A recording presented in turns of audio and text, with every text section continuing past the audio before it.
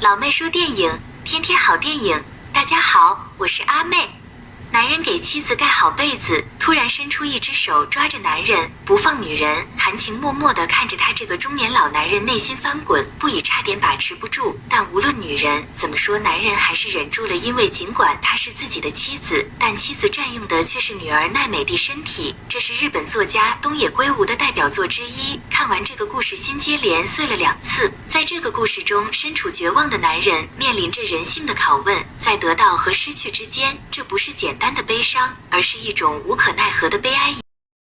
旅游大巴疾驰在覆满冰雪的山路上，侄子和女儿奈美还在打闹，大部分人都已经熟睡，而司机也没能挡住睡意。突然大巴车撞向了悬崖，一车人就这么掉了下去。此时山田从电视上看到了妻子和女儿重伤的消息，脑海中想起妻子出门的模样，他心如急焚地赶到医院，妻女都已经奄奄一息。突然妻子回光返照，苏醒了过来，口中虚弱地呼唤着女儿奈美的名字。不知所措的山田让妻女的手拉在了一起，但妻子还是没能挺住，停止了呼吸。就在山田悲痛万分时，妻子手上的婚戒发出一阵异样的红光，牵着手的女儿苏醒了，但女儿却直呼山田的名字，而不是称呼爸爸。苏醒的女儿自称是他的妻子，侄子山田的世界观差点崩塌掉。为了让山田相信自己的话，女儿还说了一大堆夫妻间的私事。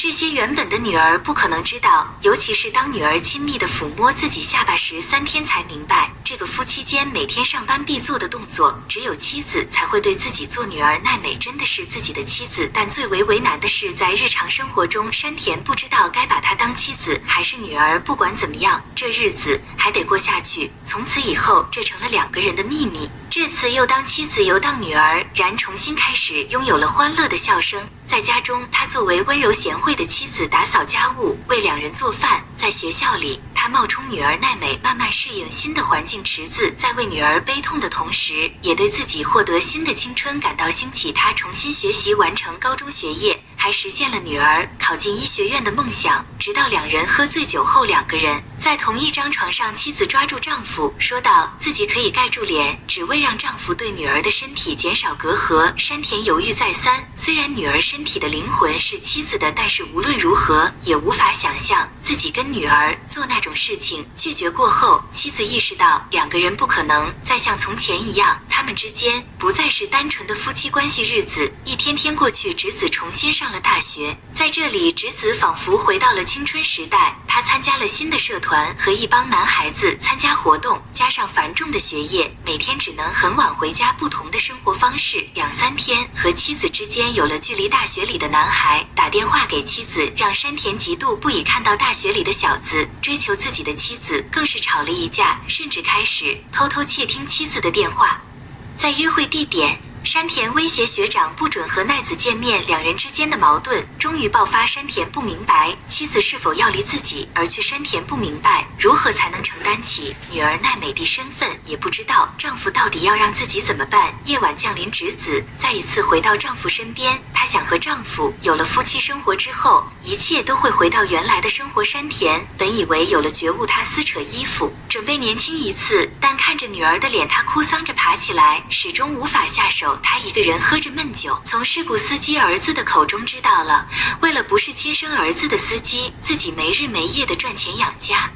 才明白爱并不是占有。山田有所觉悟，他对妻子说道：“你有权利过自己想要的生活。”而侄子泪流不止，看着放入结婚戒指的小熊，也有所觉悟。第2天，从宿醉中醒来的山田发现奈美叫着爸爸，女儿的灵魂又回到了自己身体里面。他激动地给女儿讲述这2年发生的情况，但女儿一时无法接受，一阵头痛晕了过去。醒来后，女儿又变回了妻子。山田才发现妻子灵魂并没有消失，他们会交替着出现。妻子将2年间的事慢慢的用心写给女儿，这样的生活让山田非常开心，这也让他感觉妻女都没有离开，他们一家重新生活在了一起。不过随着时间的推移，妻子出现的次数越来越少，可能有一天妻子的灵魂就会彻底消失。直到最后一次侄子重新醒来，他和山田去了2人第1次约会的海边，2个人回忆着甜美的过去。在这里，她向丈夫告别以后，她的灵魂都不会再出现了。伴随着日落，妻子依偎在丈夫身边缓缓地睡去。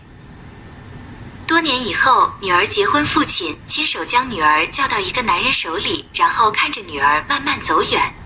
婚礼完毕，女儿来到父亲身边感谢，看到花束中装着妻子结婚戒指的小熊山田，心中充满欣慰。不经意间，女儿伸手充满爱意地抚摸着父亲的下巴，这一瞬间，父亲苍老的脸庞满是惊讶和悲伤。原来女儿的灵魂从未回来过，从始至终，女儿体内一直都是自己的妻子，但现在她只能眼含泪水将妻子交给别的男人。这个秘密也将永远地隐藏在两个人的心中。很多人不解妻子为何隐瞒，以为她获得了女儿的身体，将要离开丈夫，觉得她自私无比。看到最后才明白她对自己有多么残忍。为了拯救她，选择了曾经的自己死去。只有爱才能使她做出这样的决定。两人之间的秘密是用泪水和爱交换的。如果你是山田本人，你会选择放手吗？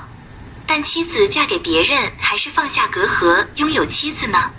故事到这就讲完了，喜欢阿妹讲的电影就点个赞吧，也别忘了订阅老妹频道啊，我们下期见，拜拜。